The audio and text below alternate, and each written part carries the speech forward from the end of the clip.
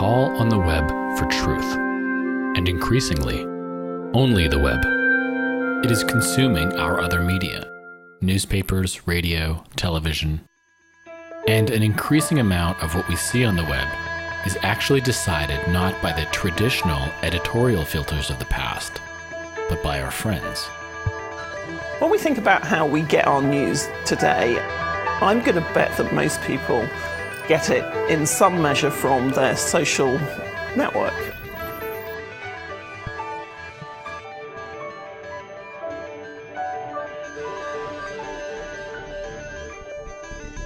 When you have billions of articles a day being read by billions of people, of course the only way really to sort it is automatically through something called an algorithm, which decides which pieces of news it's going to show you.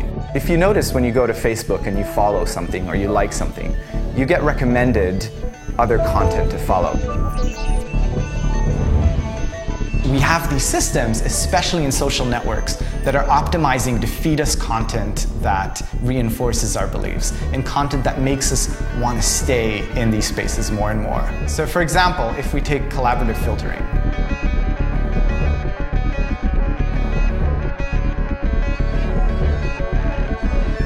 we can say that if user A and user B both like George W. Bush, right, and The Blaze, and user B also likes Fox News, well, it's most likely that the other user also would be interested in Fox News.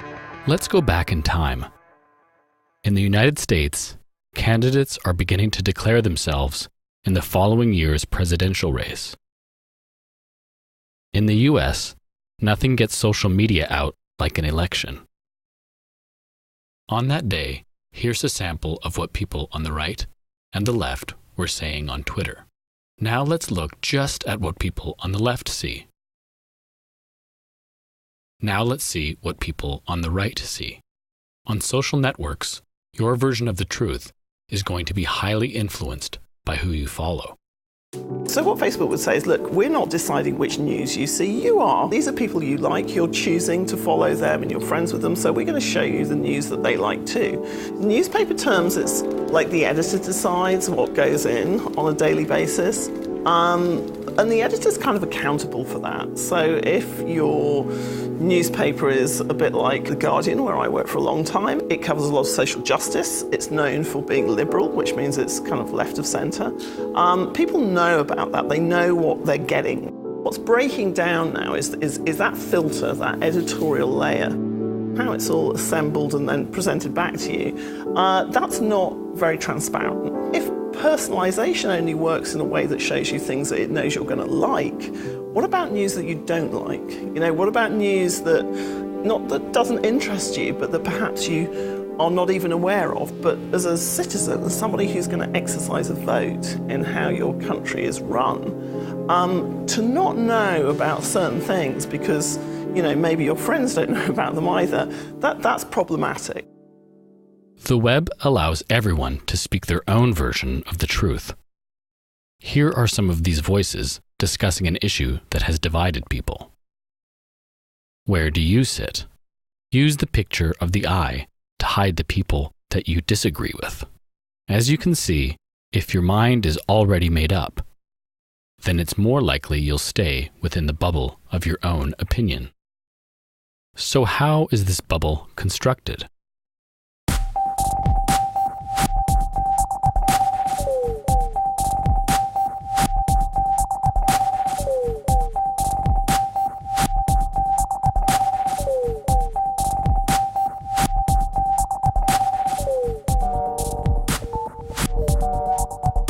I think most people don't consider or don't think how many signals Facebook uses in an automated mechanism to calculate what they should display for you. How many people have recommended this? How many people have liked it? What kinds of people like it? You analyze really every single kind of microsecond of everyone's behavior when they're reading or looking at anything on your site. Facebook has made a very specific decision that if you've gone onto someone else's page, that's an important signal that means you want to consume more of their content. So they take all these different inputs and then calculate a score. They call it EdgeRank. and use that score to automatically choose which types of content to show. All of those are editorial decisions. Engineers say, no, they're engineering decisions, but they're not really. They're editorial decisions because they affect what people see, and they are sentient filters, if you like, on the world. So I'm from Israel, and over the summer, last summer, things really heated up.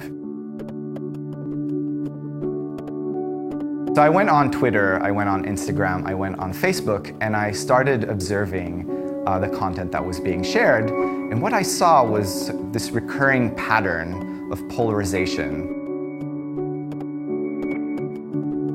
Right, so this light blue region are people that follow each other at much higher frequency than they do the rest of the graph. On the left, we have what I call the pro-Israeli side, so people effectively trying to be protective of IDF and what IDF is doing throughout the summer. And on the right side, we have accounts that are more critical of IDF and Israel. There were multiple times where the Israeli Defense Forces attacked UN facilities. But what was so stunning to see was the difference in frame and in how these stories were narrated amongst these sort of two polarized groups. On the one side, on the sort of pro-Israel side, we see folks sort of, instead of saying a UN facility targeted, all these civilians die, they say, well, why is the UN harboring weapons in their facilities? Why are they shooting missiles from the schools, right? So that is the frame, which is somewhat true. We know weapons have been found, but that's sort of the frame that they choose to take when this event happens. So if you're on this side of the graph, that's what you would see first. If you're on the other side of the graph, it's much more informational and highly criticizing of IDF, right? So IDF shoots UN facility, all these people die.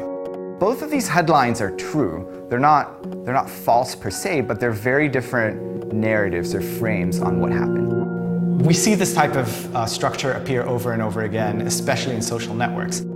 Intense polarization because you're constantly fed content that reinforces your views versus challenges them, because these companies are optimizing to keep you there, to keep you engaged, keep you clicking, make you happy, right?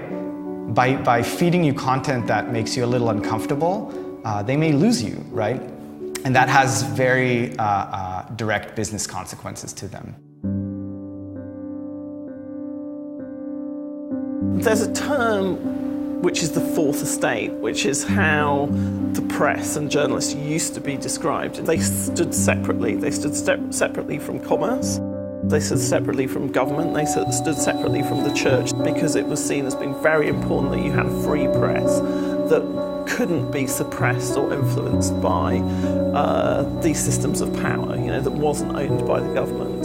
The problem, if you think that that is a healthy way to inform society, as you see this kind of merging of functions between, say, Silicon Valley and the free press, it means that organizations which are very explicitly about getting news to the broad population no longer have that independence of action. Newspapers used to own their own presses, and now it has to go through the filtering of an algorithm on a social website. It's very clear we have to have a discussion about what we're optimizing for. And in a world where most people consume their news from Facebook, are we optimizing for clicks and for traffic, or for an informed public? Right? And those are very different, two very, very different products. We shape the world around us. We decide who we follow, we decide where we get our news, and we create the algorithms that filter our world. The future is unwritten, and you can help us write it on the next episode of Do Not Track.